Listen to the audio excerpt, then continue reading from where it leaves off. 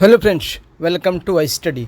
DDA Delhi Development Authority की ओर से जो आप लोगों का एग्ज़ाम कंडक्ट करवाया गया था जेएसए जूनियर सेक्रेटेरिएट असिस्टेंट की पोस्ट के लिए, ये एग्ज़ाम आप लोगों का 4 दिन कंडक्ट करवाया गया था 20 से लेकर के 24 सितंबर के बीच। और इसमें जो आप लोगों की टोटल शिफ्ट कंडक्ट करवाई गई थी वो 16 शिफ्ट थी।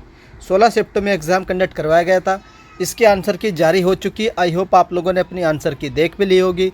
जिस क्वेश्चन पर ऑब्जेक्शन था वो ऑब्जेक्शन भी लगा लिया होगा। उसके बाद इसका जो रिजल्ट है वो भी सुन आ जाएगा। मान करके चलिए अक्टूबर के एंड तक आप लोगों का रिजल्ट भी आ जाएगा। आप लोग बोल रहे थे कि सर एक्सपेक्टेड कट ऑफ क्या रह सकती है, कितने मार्क्स पर हमें अब जो हमारा टायर 2 होगा उसकी प्रिपरेशन करनी चाहिए और टाइपिंग वगैरह कितने मार्क्स पर हमें कर देनी चाहिए। तो इस वीडियो में मैं आप लोगों को एक आइडिया दूंगा कि आप लोगों की एक्सपेक्टेड कट ऑफ क्या रहेगी। उससे पहले आप लोग जानते हैं कि पेपर का लेवल कैसा था। पेपर का लेवल जो था आप लोग का ईजी टू मॉडरेट था। ईजी टू मॉडरेट था जितनी भी शिफ्ट आई थी। और नेगेटिव मार्किंग आप लोगों को पता ही है 2/3 है। अगर 2 नंबर का एक क्वेश्चन है तो उसका 1/3 होता है आप लोगों का 0.6 मार्क्स। तो इतने मार्क्स आप लोगों के काट लिए जाएंगे। तो यानी ये आप लोगों की नेगेटिव मार्किंग है 2/3।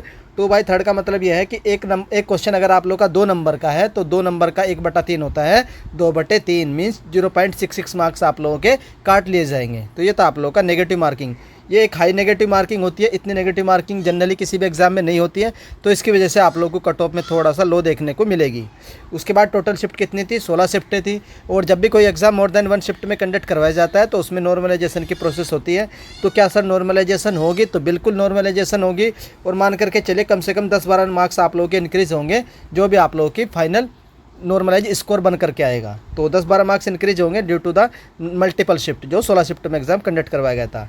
अब हम लोग कट ऑफ देख लेते हैं। और ये जो कट ऑफ बताऊँगा मैं आफ्टर नॉर्मलाइजेशन बताऊँगा। आफ्टर नॉर्मलाइजेशन आप लोग की कट ऑफ रहेगी।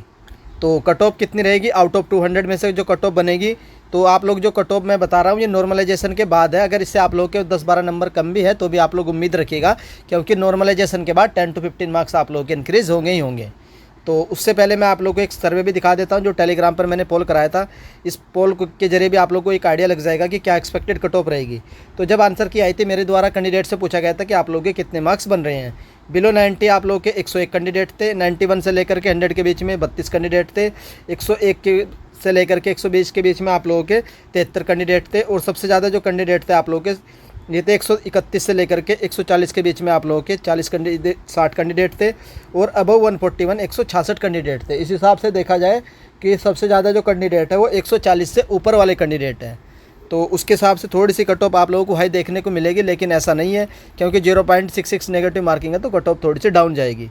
तो ये था टेलीग्राम का पोल के सर्वे। तो इस हिसाब से अगर हम एवरेज देखा जाए तो एवरेज के हिसाब से तो जो आप लोगों के मार्क्स हैं वो आप लोगों के 15% यानी 101 से लेकर के 120 के बीच में एवरेज मार्क्स हैं।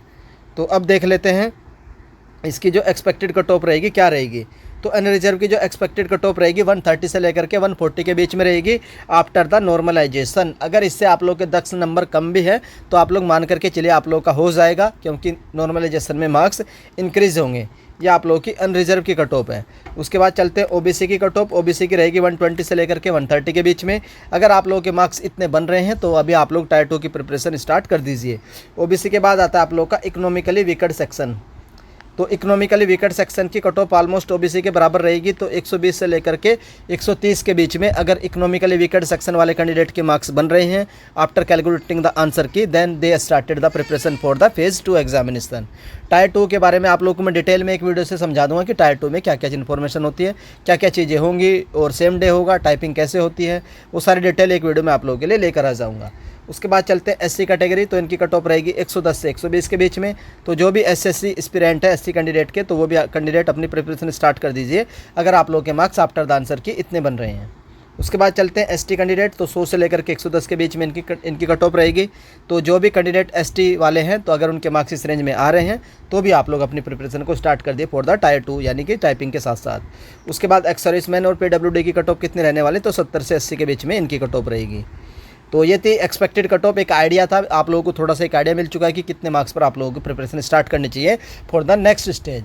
और नेक्स्ट स्टेज में आप लोगों का पेपर होगा, टाइपिंग होगी, कंप्यूटर भी पूछा जाएगा, सारी चीज़ें पूछे जाएंगे लाइक एसएससी सीजीएल। तो उसी तरीके से रहेगा, बस उसमें नेगेटिव मार्किंग आप लोगों की चेंज रहेगी। तो ये थी कट ऑफ की एनालिसिस। आई होप आप लोग को पसंद आई होगी। और अगर एनालिसिस पसंद आती है तो आप लोग वीडियो को लाइक कर सकते हैं। चैनल पर फर्स्ट टाइम विजिट कर रहे हो तो चैनल को सब्सक्राइब कर लीजिए।